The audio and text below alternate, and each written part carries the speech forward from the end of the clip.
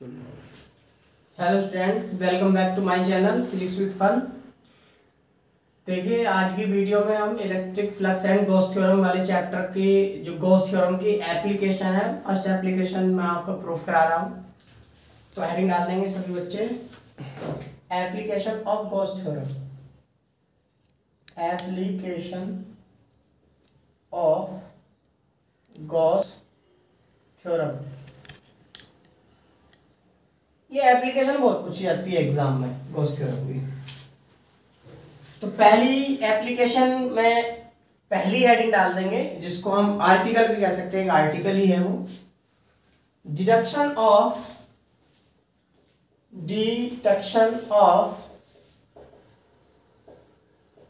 Coulomb's law.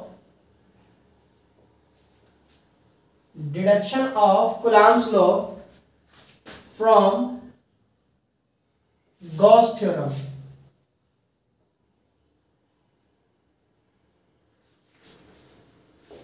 Deduction of Coulomb's law from Gauss theorem. Clear है? ये पहली application है, एग्जाम में का पूछी है।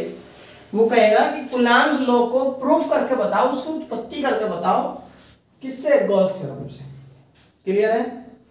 तो इसके लिए हम क्या काम करेंगे, एक स्फेयर मान लेंगे। स्फेयर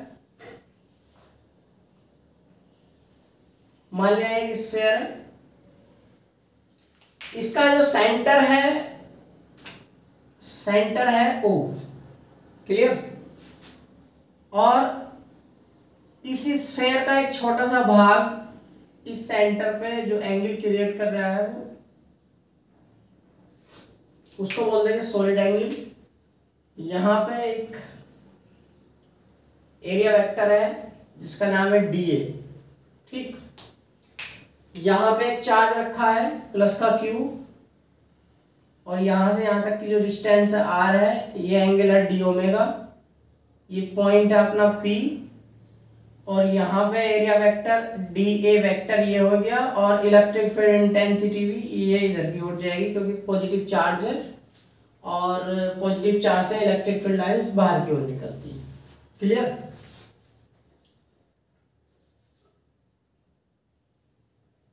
dA वेक्टर और इलेक्ट्रिक फील्ड वेक्टर, याद रहे यहाँ पे दोनों वेक्टर एक ही डायरेक्शन में है, तो थीटा की वैल्यू हो गई यहाँ पे 0 डिग्री। क्लियर? तो इसमें लिखेंगे let us consider a spherical Gaussian surface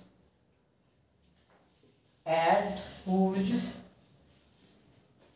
point O plus Q charge is placed. Then net electric flux passing through the closed surface कितना हो जाएगा? ये हो जाएगा phi E equal integration E d A cos theta. Clear? अब देखो theta की value 0 है, तो लिख देंगे phi E equal integration E d A cos 0, और कॉस 0 की वैल्यू कितनी होती है बच्चों? 1।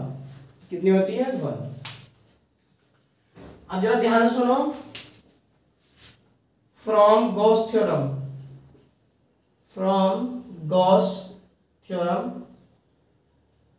फाई ई इक्वल क्या होता है? Q upon epsilon naught. कितना होता है गॉस थ्योरम से? Phi E equal Q upon epsilon naught. ये मैंने आपको प्रूफ करवाया है। ठीक, अब जरा ध्यान सुनेंगे, जब phi E equal to Q upon epsilon naught है, तो यहाँ पे हमने फाई ई की वैल्यू यहाँ पुट कर देनी है। तो ये आएगा Q upon epsilon naught equal, और E को बाहर निकाल दो, E इंटू अंदर आ जाएगा डी ए, और Q upon epsilon naught equal E into D A. किसी देखो डी एक्स का आप इंटीग्रेशन करोगे तो आएगा एक्स, डी वाई का करोगे तो आएगा वाई, इसी प्रकार डी ए का करोगे आएगा एरिया ए।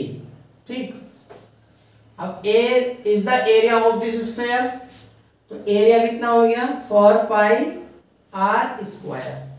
तो Q upon epsilon naught equal to E into 4 pi r square, यानी कि E इक्वल टू कितना आएगा 4 पाई आर स्क्वायर को डिवाइडर पहुंचा देंगे तो ये आएगा 1 upon 4 pi epsilon naught Q upon r square.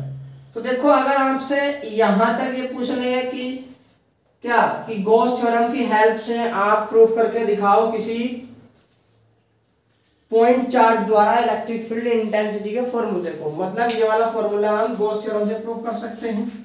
ठीक, यहां तक हो गया। लेकिन अभी हमसे पूछा गया है इसको डिडक्शन ऑफ कूलम्ब्स लॉ, तो उसके लिए क्या काम करेंगे हम, इस पॉइंट पर हम एक टेस्ट चार्ज मान लेंगे क्यू नॉट, टेस्ट चार्ज मान लेंगे क्यू नॉट।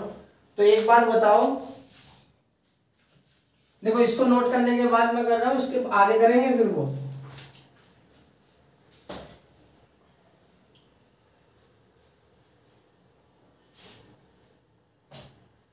इसमें लिखेंगे now from the definition of electric field intensity E equal to कितना होता है F अपॉन क्यू नॉट। ठीक, अब E की वैल्यू आ गई हो, या F बराबर क्या हो गया Q naught E, Q naught into E की वैल्यू ये रही, तो 1 upon 4 pi epsilon naught Q upon r square. तो ये आ गया 1 upon 4 pi epsilon naught Q into Q naught upon r square. तो ठीक है बच्चों, ये हो गया Coulomb's law Newton, 1 upon 4 pi epsilon naught Q1 into Q2 upon r square. तो ये हो गया प्रूफ आपका। तो गॉस थ्योरम से कूलम्ब्स लॉ को हम इस टाइप से प्रूफ कर सकते हैं। तो मिलते हैं नेक्स्ट वीडियो में। ठीक है, वीडियो अगर अच्छी लगी है तो वीडियो को लाइक करें, चैनल को हमारे सब्सक्राइब करें। Thank you.